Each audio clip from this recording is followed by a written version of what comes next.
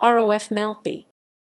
ROF Maltby was a Royal Ordnance Factory rifle manufacturing plant near Maltby, South Yorkshire, which manufactured weapons such as the Lee Enfield rifle and Sten submachine gun.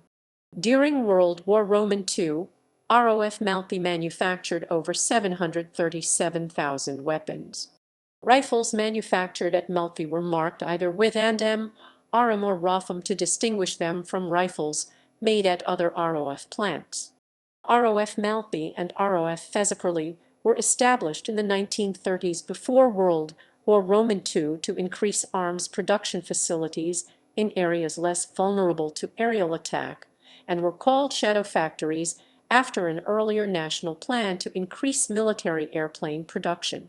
The main British factory for rifle manufacture in WWII was the BSA Shadow Factory in Shirley. R.S.A.F. Enfield, which until 1941 was Britain's main military rifle production facility focused on producing Bren Guns, etc.